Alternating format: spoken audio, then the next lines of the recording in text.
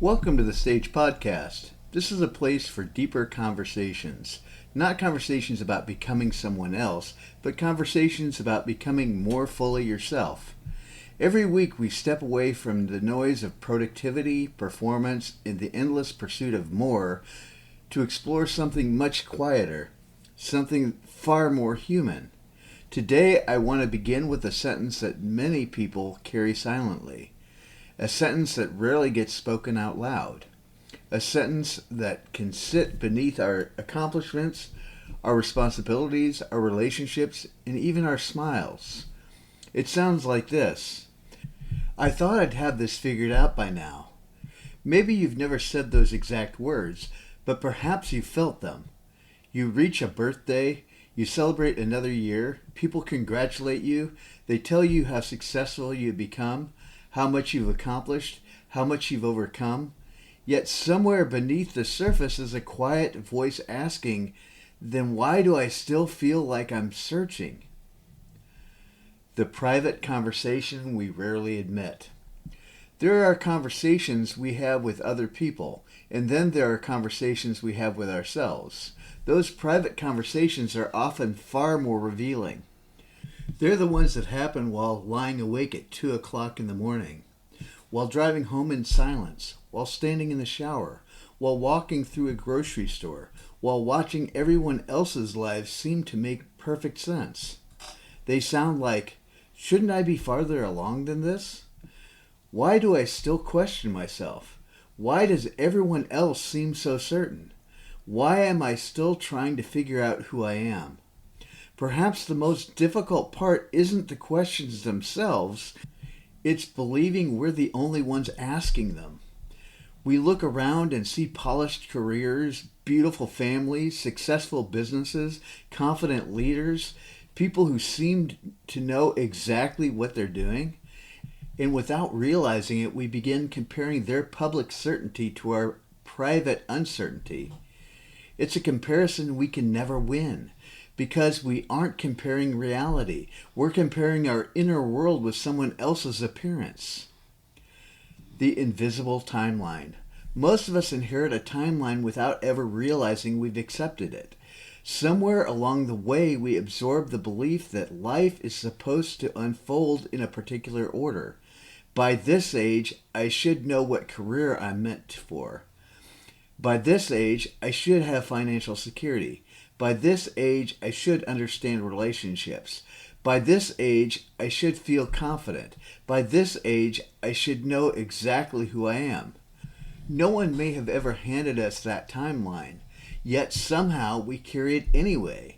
And every birthday becomes more than a celebration. It becomes an evaluation, not of who we've become, but how far behind we believe ourselves to be. We begin measuring our lives against expectations we never consciously chose. The weight of should. There may be no heavier word in the English language than the word should. I should know more. I should be happier. I should be healthier. I should be making more money. I should be accomplishing more. I should have healed by now. I should have moved on. I should have forgiven. I should be stronger. I should be grateful. I should. At first, these statements seem motivating. Eventually, they become exhausting because every should quietly whispers, you're not enough where you are. And after enough years, we stop hearing them as thoughts. We begin experiencing them as truth. Looking around the room. Have you ever walked into a reunion or attended a wedding or opened social media after being away for a while? Suddenly everyone's life appears to have direction. Promotions, vacations, businesses, grandchildren, awards, announcements, celebrations. Everyone seems to be moving. Everyone seems to be becoming. Everyone seems to have arrived somewhere. Meanwhile, you're wondering why you still feel unfinished. You begin asking yourself questions you would never ask another human being. What's wrong with me? Why can't I just be content? Why do I still feel like something is missing? Yet here's what no one posts. No one photographs the moments when they sit alone wondering if they're living the life they were meant to live. No one uploads the uncertainty. No one celebrates confusion. No one posts the picture of themselves lying awake wondering, is this really it? The success that doesn't feel like success. Sometimes the greatest confusion doesn't happen because life falls apart. Sometimes it happens because everything worked. You reached the goal. You built the career. You bought the house. You raised the children. You earned the degree. You achieved what you once believed would finally bring peace. And then, after all of that, you discover something unexpected. The achievement answered many questions, but not the deeper ones. Because success can change your circumstances, it cannot answer the question, who am I? It cannot answer what matters most. It cannot answer, how do I live with a heart that feels fully alive? Those questions remain, waiting patiently, long after the applause has faded. The quiet grief no one talks about. There is another experience that often accompanies this season, grief. Not necessarily because someone died, but because something did. Sometimes it's the death of certainty. Sometimes it's the death of an old dream. Sometimes it's the realization that the future we imagined is no longer possible. Sometimes it's recognizing that we've become someone our younger self never expected. There is grief in discovering that life is not unfolding according to the script we wrote decades ago. And yet, because there is no funeral, because there is no one else can see it, we often don't allow ourselves to grieve. We simply keep moving. We stay busy. We distract ourselves. We tell ourselves to be thankful.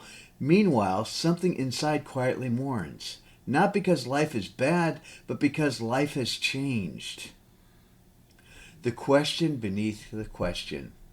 When someone says, I thought I'd figured this out by now, I don't believe they're really talking about careers or money or relationships. I think there's a deeper question hidden underneath. A question that sounds more like this. Can I trust myself? Am I becoming the person I hoped I would become? Does my life actually reflect what matters most to me? These are not questions with quick answers. They're questions that invite us into a different kind of conversation. Not a conversation about fixing ourselves, but a conversation about seeing ourselves honestly and perhaps compassionately. Because maybe the greatest surprise isn't that we don't have everything figured out. Maybe the greatest surprise is discovering that no one ever truly does. The people we admire most aren't those who have eliminated uncertainty. They often are the ones who have learned to walk faithfully through it. Closing reflection. So before we go any further in today's conversation, I'd like to leave you with something to simply notice.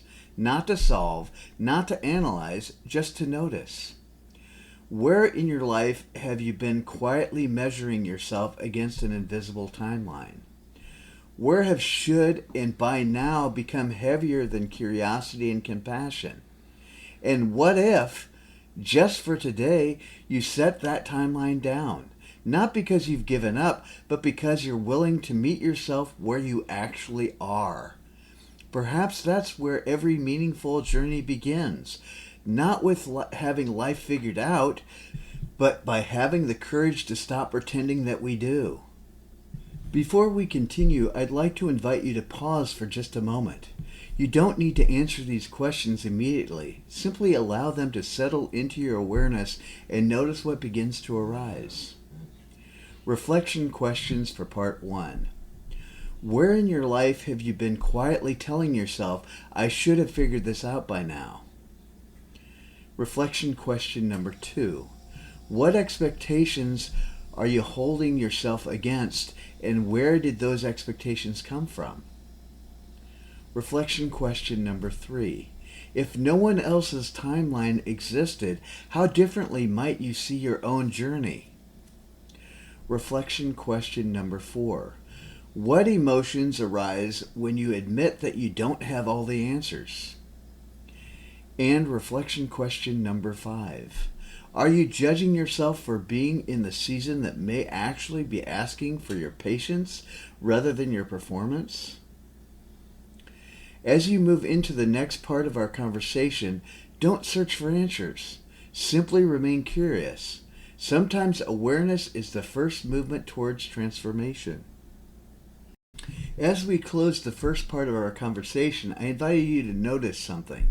Not to fix it, not to argue with it, simply to notice it.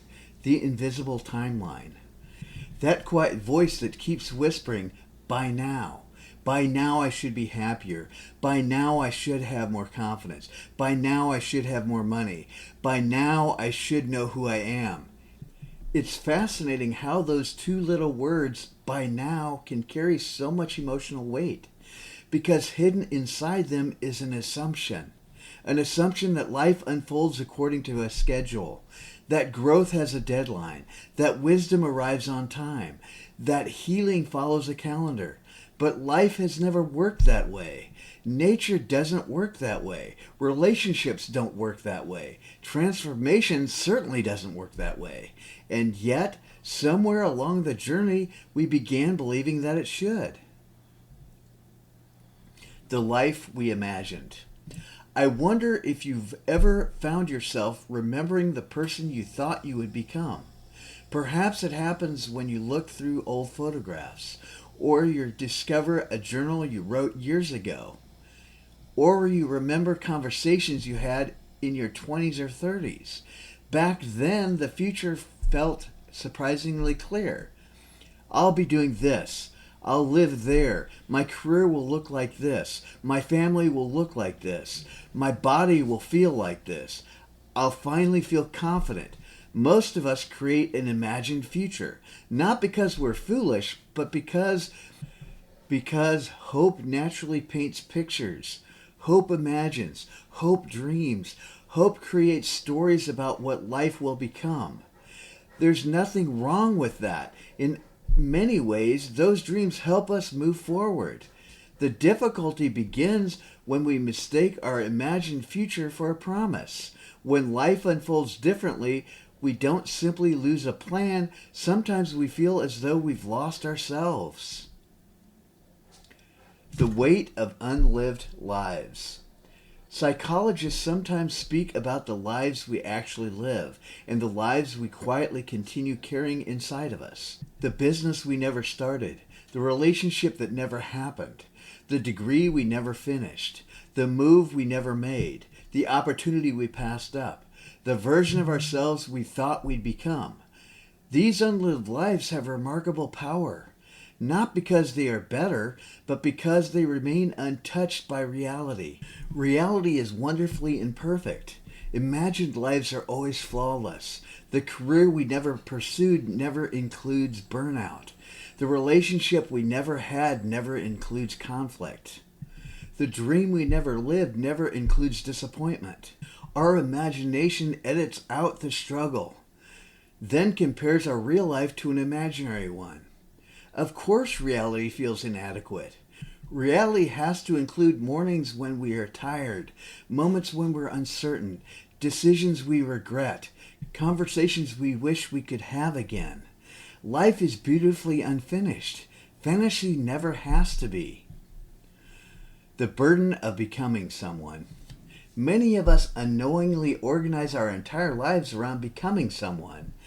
Not becoming more authentic, becoming more acceptable, more successful, more impressive, more respected, more admired. We spent years asking, what do I need to achieve in order to feel enough? It feels like a reasonable question until one day we realize something unsettling. The finish line keeps moving. Once I make this amount of money, once I receive that promotion, once the children are grown, once I retire, once I lose 20 pounds, once I heal, then I'll finally arrive. Except we don't, because the mind that created the finish line simply builds another one. Enough remains just beyond reach. Always. Success doesn't silence self-doubt. This is something we don't talk about nearly enough. Success does not automatically create peace.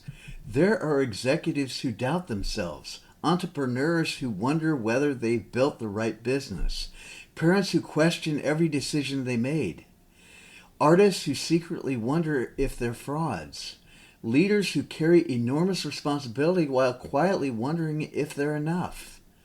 From the outside, they appear certain. From the inside, many are asking exactly the same question everyone else is asking. The difference isn't the presence of uncertainty. The difference is simply whether it's visible. Human beings become remarkably skilled at looking composed while feeling conflicted. Why we keep waiting. I think many of us are waiting for something. Waiting for clarity, waiting for confidence, waiting for certainty, waiting to finally feel ready. We imagine there will become a morning when we wake up and suddenly everything makes sense.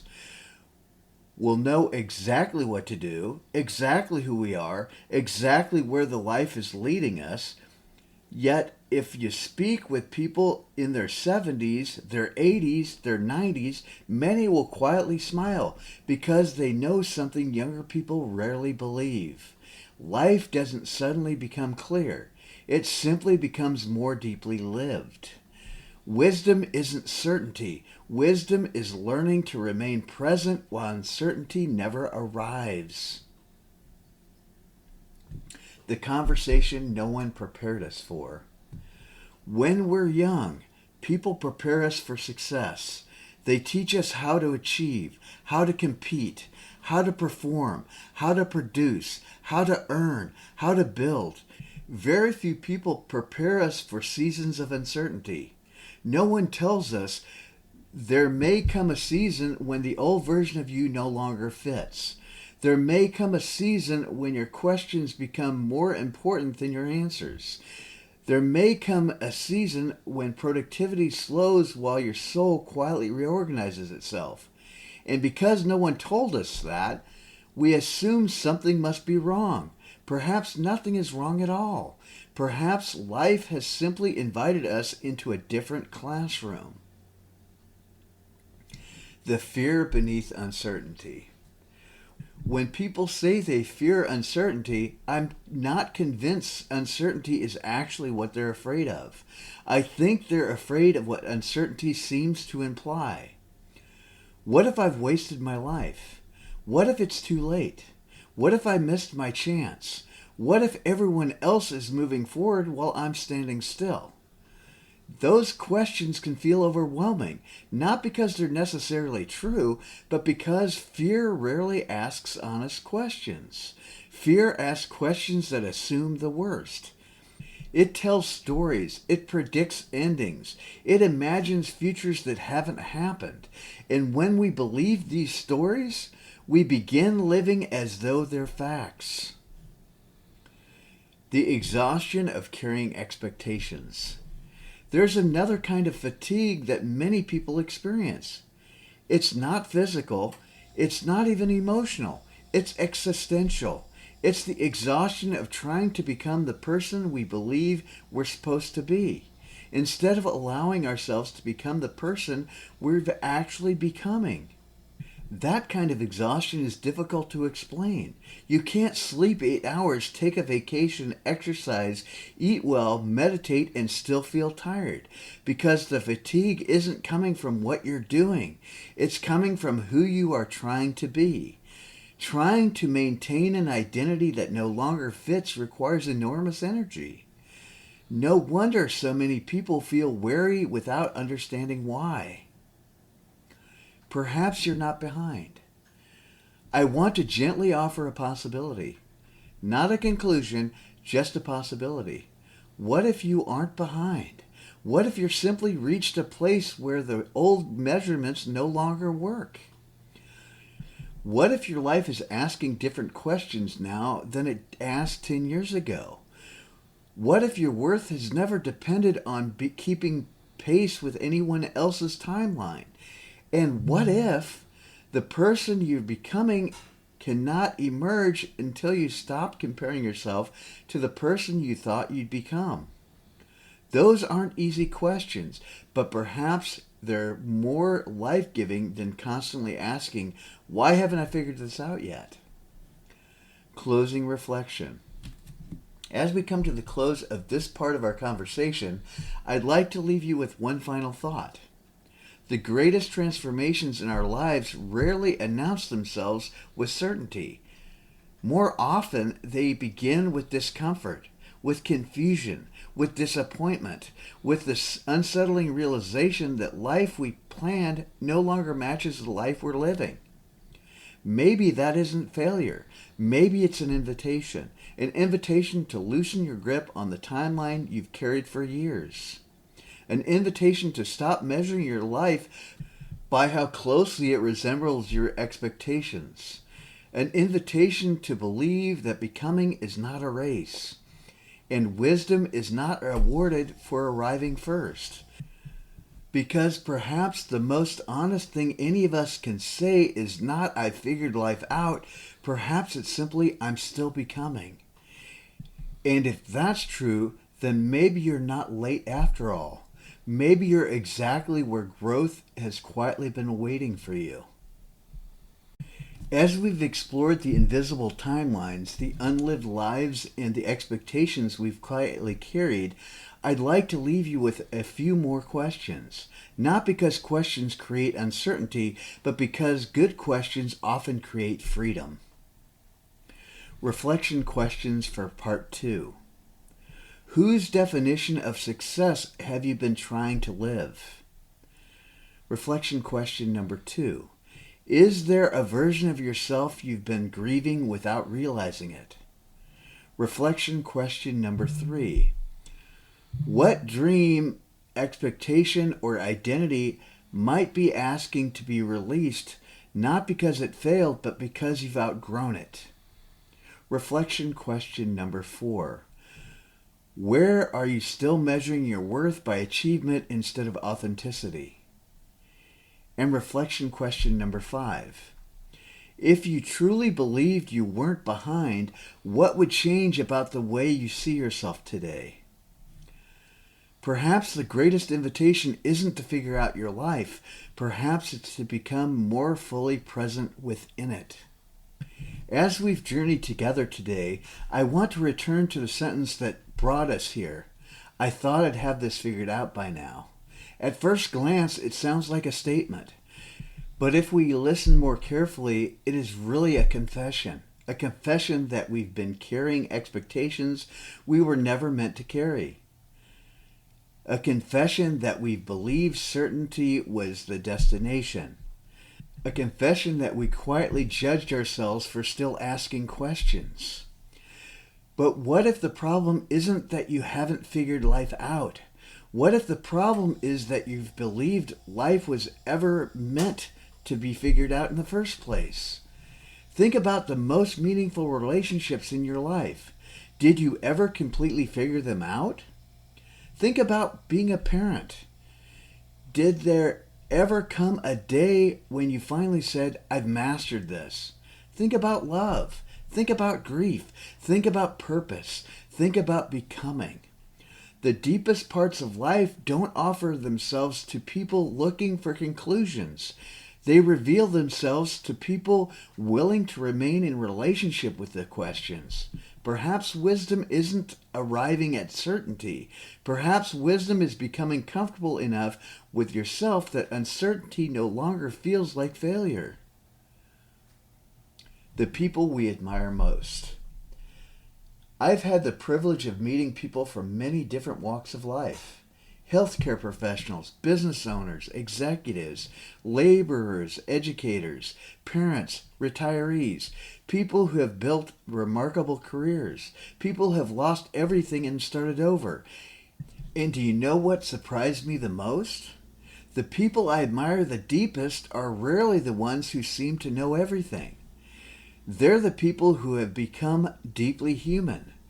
They've learned to laugh at themselves, to admit when they don't know, to apologize, to grieve, to begin again, to ask better questions. They've stopped protecting an image and started living an authentic life. There's something profoundly attractive about a person who no longer feels compelled to pretend. Not because they've become perfect, but because they've become real. And perhaps that's what your life has been inviting all along. Not toward perfection, toward authenticity. You are not starting over. One of the most painful thoughts we can have during seasons of transition is this: I'm back at the beginning. But are you?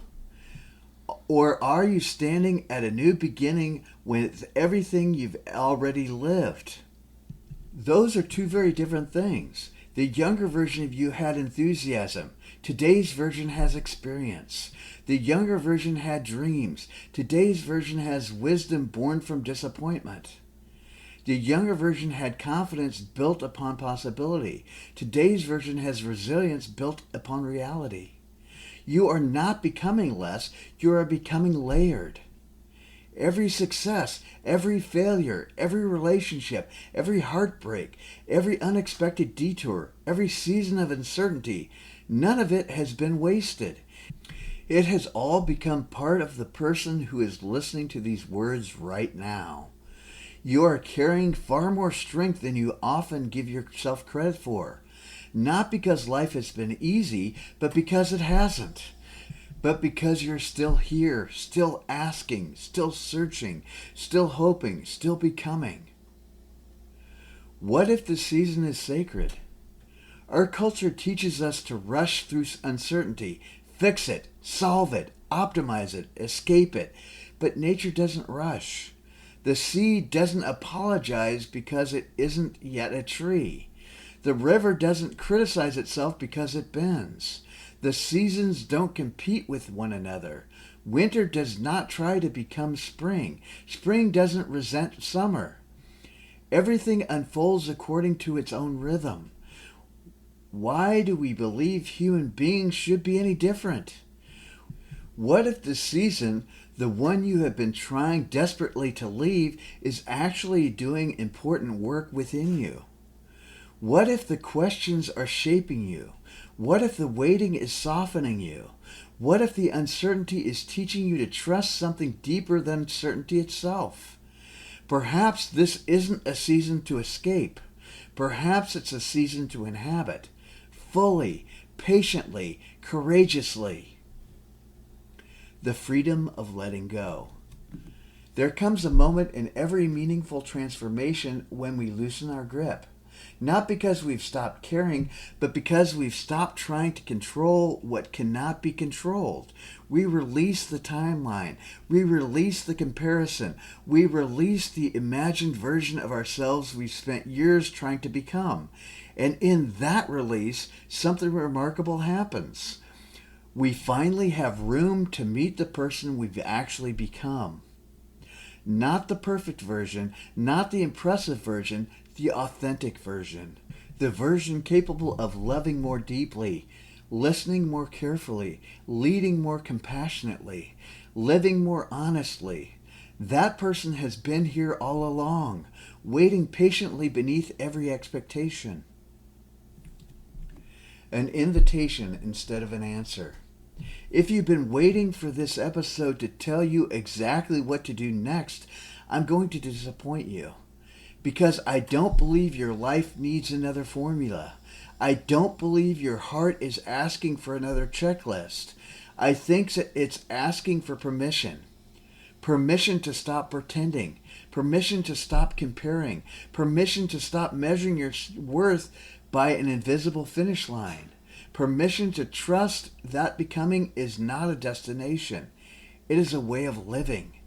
Maybe you don't need to figure life out. Maybe you simply need to stay awake to it. To remain curious, to remain available, to remain present. Because life has an extraordinary way of revealing the next step. To people who stop demanding the entire staircase. Closing reflection. So I'd like to leave you with one final question. Not one to answer today, perhaps not even this week, just one to carry gently with you. Who would you become if you no longer believed you were behind? Sit with that. Let it follow you on your walks, into your conversations, into the quiet moments before sleep. Because I have a feeling your answer won't arrive all at once. It will emerge slowly, as all meaningful things do. Closing, thank you for spending this time with me on the Stage Podcast. If today's conversation resonated with you, there's a good chance this isn't the only question you've been carrying. Over the past several months, we've been building something called the Core Problems Library. It's a growing collection of conversations designed around the quiet struggles so many of us experience but rarely talk about.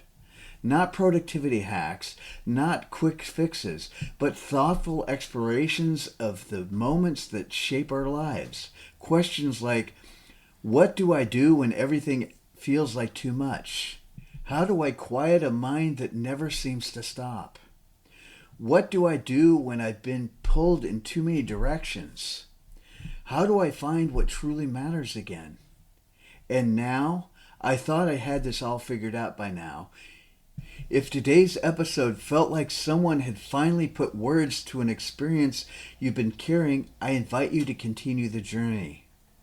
Visit the VibeShift Core Problems Library, where you'll find podcast reflections, essays, and guided resources created to help you navigate life's deepest transitions with greater clarity, compassion, and courage.